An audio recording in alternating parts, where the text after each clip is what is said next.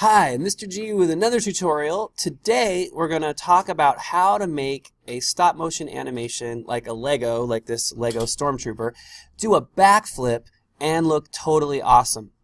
I'm going to show you the process. This is a time-intensive process, but basically we're going to go from this image to this image so that we will see the guy like he's totally floating in the air, and so it looks cool. And then when you combine all the pictures and you do the special effects work and you play it back, you'll get a guy that's doing a backflip, and it looks like he kind of actually did it. Well, the first thing you have to do is you have to get a picture of your background, and your camera, when you set up your camera, needs to be on a tripod, or it needs to be set down, or you can use, like I have this sticky tack. It looks like a gum, but it'll stick to anything, but it'll come off very easily, and you can use that to hold things in place. But so I've got everything held in place. I have the Lego board that you see, that blue Lego board is held down in place. I have a background. I have actually got a light set up. It doesn't matter, you don't have to have a special light, but you need your light to be consistent. So I would actually encourage you not to have your windows open when you do this work. Okay, so first thing I do is I add layer 1 is the picture of the background. I call this a plate, and that's just a clean background with no actors. In this case, my actor is a Lego figure.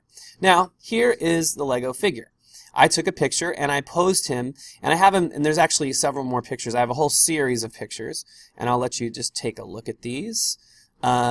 Basically, in every phase of the backflip here. Let me open this up. You can see it a little better.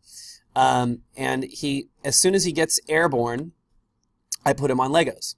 Now, what I want to do is then get those pictures and get rid of the yellow. So it's actually pretty simple.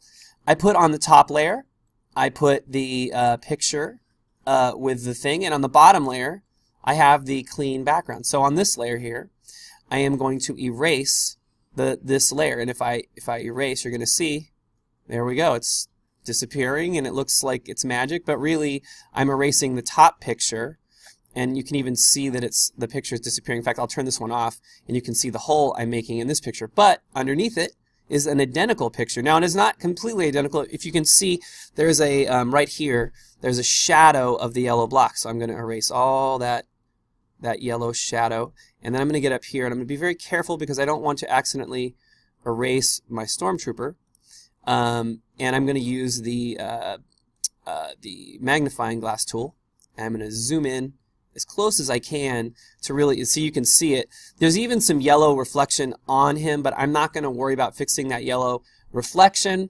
I'm going to just get as much of this gone as I can. So now I'm going to erase it, and I've resized my eraser so it's much more wow, there's a lot of screaming in the hallway. So to get these last little bits here, because if you see that the eraser is a rounded tool, and you can get a lot of it, I can zoom in even more with I like to use the magnifying glass. I like to click and drag the magnifying glass so that it pulls that whole area up. What I'm going to do here is I'm going to just use the selection tool, the rectangle select, and since this is a Lego character and he's a square, I can draw like this, and then I can hit the delete key, bam, and I can get rid of that. Now, this little spot here is a little bit problematic because it actually, if you can see, the block overlapped his helmet. I'm not worried about this being 100% perfect. If I were, I'm going to make my eraser a bit smaller so that I can get in for this detail work here, and I'm just going to round it off as best I can so that it looks good. I'm going to make that even smaller and get into this little bit of area here. I'm going to get rid of a little bit of that extra yellow, and I'm letting go of my button a lot. I'm clicking and then moving it. I can use the drag bar here, and I'm going to clean up a little of that, and it's almost done. It's almost where I want it to be. Oh, I can see. It's weird when you're zoomed in, you can see things you wouldn't notice. I'm using Control minus also to zoom in and out, and I think I got most of it. Now you see there's a tiny little bit of yellow on his helmet, and I guess I could fix that if I wanted to. I'll zoom in and I could use the clone stamp, which is right here. You Control-click on a source. I'm going to make this much smaller. I'm going to make it as small as I can make it. Okay? Control-click. I'm taking that source right there, and I'm going to go here and copy it over. Actually, I don't like how that looks, so I'm going to try again. That was a little better. I'm just doing like one click at a time. That actually cleaned that off a little bit better than I had anticipated. So you could do that over here. You could take the white and sort of bring some of that white down. I am not going to spend that kind of time on this. But now if you look at it, it really looks pretty cool. You can see you've got a stormtrooper floating in the air. Now, for your animation, you're going to need to do all of the pictures. So you're going to take each picture, you're going to process that picture, you're going to clean it up. Once you have all the pictures, we'll go to part 2, which will be animating those. And we're going to use Pivot Stick Figure Animator actually to put these pictures in and animate them. But you could use any video program and drop the pictures in and just make them very short.